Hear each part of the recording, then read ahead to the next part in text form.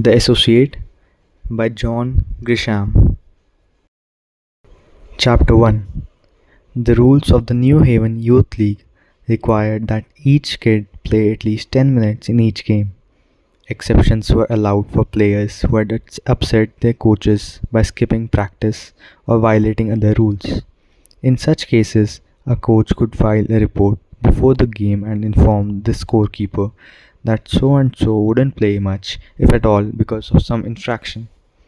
This was frowned on by the league. It was, after all, much more recreational than competitive. With 4 minutes left in the game, Coach Kyle looked down the bench, nodded at a somber and pouting little boy named Marcus, and said, "Do you want to play?" Without responding, Marcus walked to the scorer's table and waited for a whistle.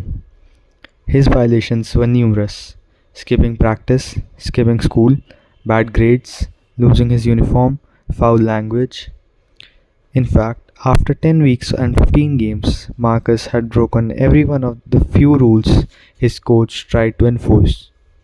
Coach Kyle had long since realized that any new rule would be immediately violated by his star, and for that reason he trimmed his list and fought the temptation to add new regulations. It wasn't working. Trying to control 10 inner city kids with a soft touch had put the Red Knights in the last place in the 12th and under division of the Winter League. Marcus was only 11, but clearly the best player on the court. He preferred shooting and scoring over passing and defending, and within 2 minutes he had slashed through the lane, around and through and over much larger players and scored 6 points. His average was 14, and if allowed to play more than half a game, he could probably score 30. In his own young opinion, he really didn't need to practice. In spite of the one-man show, the game was out of reach. Kyle McAvoy sat quietly on the bench, watching the game and waiting for the clock to wind down. One game to go and the season would be over. His last as a basketball coach. In 2 years, he had won a dozen, lost two,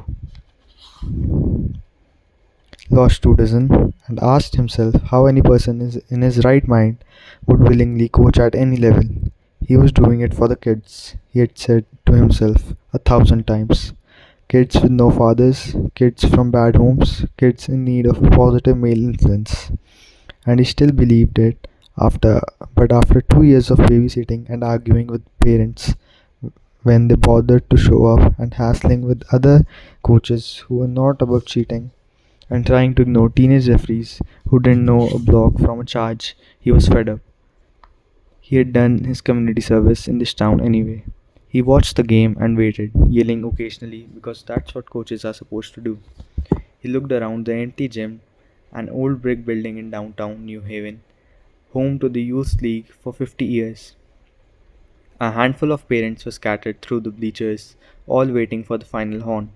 Marcus scored again. No one applauded. The Red Knights were down by 12 with 2 minutes to go. At the far end of the court, just under the ancient scoreboard, a man in a dark suit walked through the door and leaned against the retractable bleachers. He was noticeable because he was white. There were no white players on either team. He stood out because he wore a suit that was either black or navy, with a white shirt and a burgundy tie, all under a trench coat that announced the presence of an agent or a cop of some variety. Coach Kyle happened to see the man when he entered the gym, and he thought to himself that the guy was out of place. Probably a detective of some sort, maybe a narc looking for a dealer. He would not be the first arrest in or around the gym. After the agent/cop leaned against the bleachers, he cast a long suspicious look at the Red Knight's bench, and his eyes seemed to settle on Coach Kyle, who returned the stare for a second before it became uncomfortable. Marcus let one fly from near mid-court airball, and Coach Kyle jumped to his feet and spread his hands wide, shook his hands as if to ask why. Marcus ignored him as he loafed back on defense.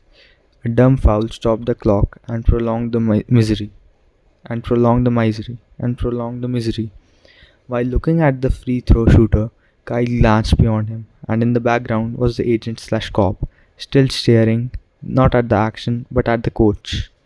For a 25-year-old law student with no criminal record and no illegal habits or proclivities, the presence and the attention of a man who gave all indications of being employed by some branch of law enforcement should have caused no concern whatsoever. But it never worked that way with Kyle McAvoy. Street cops and state troopers didn't particularly bother him. They were paid to simply react. But the guys in dark suits, the investigators and agents, the ones trained to dig deep and discover secrets, those types still unnerved him. 30 seconds to go, and Marcus was arguing with the referee. He had thrown an F bomb at a ref 2 weeks earlier and was suspended for a game. Coach Kyle yelled at his star, who never listened. He quickly scanned the gym to see if agent slash cop number 1 was alone or was now accompanied by agent slash cop number 2. No, he was not. Another dumb foul, and Kyle yelled at the referee to just let it slide. He sat down and ran his finger over the side of his neck, then flicked off the perspiration. It was early February, and the gym was, as always, quite. Why was he sweating? The agent slash cop hadn't moved an inch. In fact, he seemed to enjoy staring at Kyle. The decrepit old horn finally squawked. The game was mercifully over. One team cheered, and one team really didn't care. Both lined up for the obligatory high fives and good game, good game. As meaningless to 12-year-olds as it is to college players. As Kyle congratulated the opposing coach, he glanced down the court. The white man was gone. What were the odds he was waiting outside? Of course, it was paranoia. But paranoia had settled into Kyle's life so long ago that he now simply acknowledged it, coped with it, and moved on. The Red Knights regrouped in the visitors' locker room, a cramped little space under the sagging and permanent stands on the home side. There, Coach Kyle said all the right things. Nice effort, good hustle, our game is improving in certain areas. Let's finish on a high note this Saturday. The boys were changing clothes and hardly listening. They were tired of basketball because they were tired of losing, and of course, all blame was heaped upon the coach. He was too young, too white, too much of an Ivy Leaguer. The few parents who were there waited outside the locker room, and it was those tense moments when the team came out that Kyle hated most about his community service.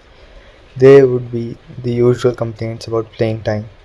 Marcus had an uncle, a 22-year-old former All-State player with a big mouth and a fondness for bitching about Coach Kyle's unfair treatment of the best player in the league. From the locker room, there was another door that led to a dark, narrow hallway that ran beside the home stands and finally gave way to an outside door that opened into an alley. Kyle was not the first coach to discover this escape route, and on this night he wanted to avoid not only the families and their complaints, but also the agent slash cop. He said a quick goodbye to his boys, and as they fled the locker room, he made his escape. In a matter of seconds, he was outside, in the alley, then walking quickly along a frozen sidewalk. Heavy snow had been plowed, and the sidewalk was icy and barely passable. The temperature was somehow far below freezing. It was 8:30 on a Wednesday, and he was headed for the Law General offices at the Yale Law School, where he would work until midnight at least. He didn't make it.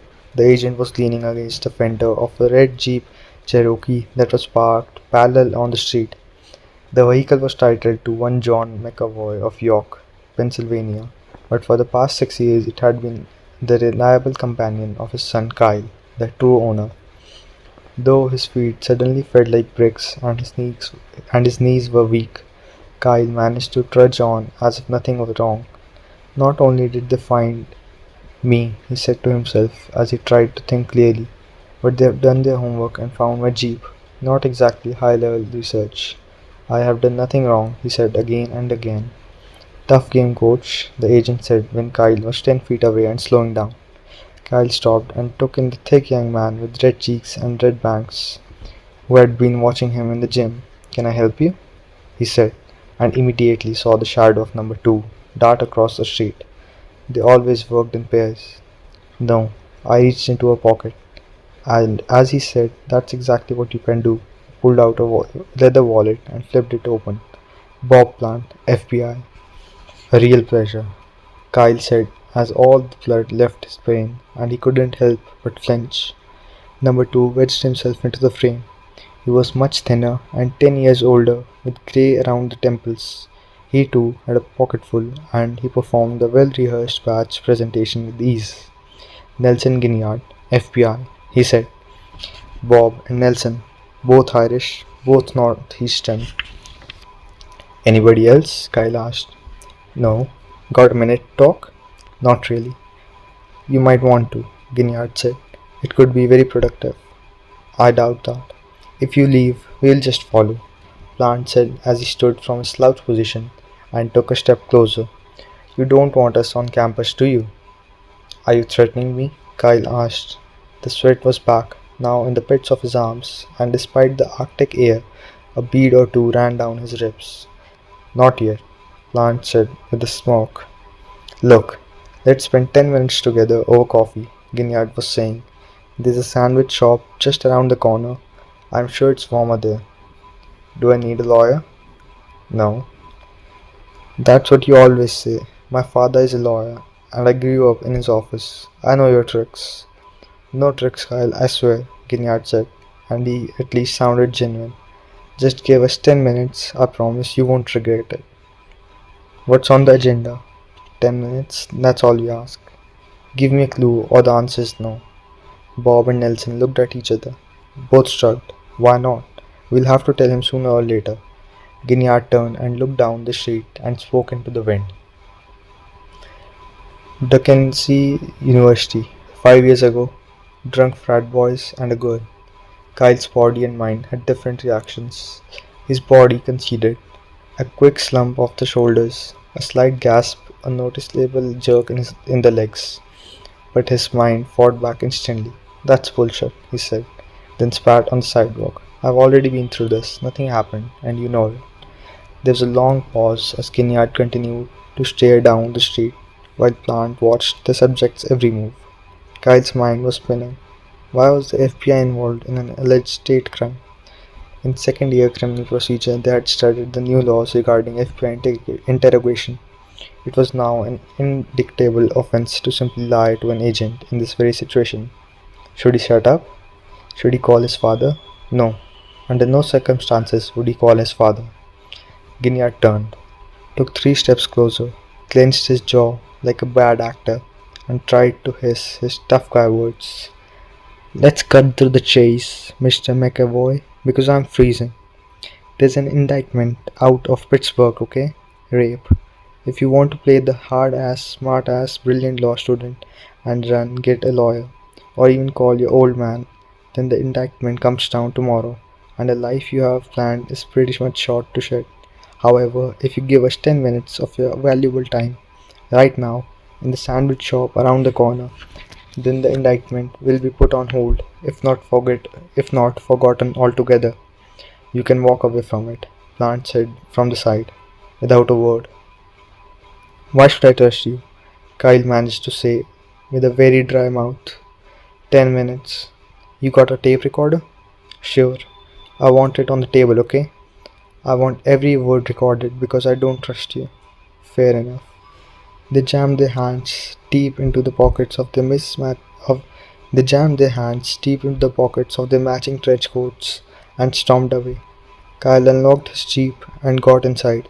He started the engine, turned the heat on high, and thought about driving away.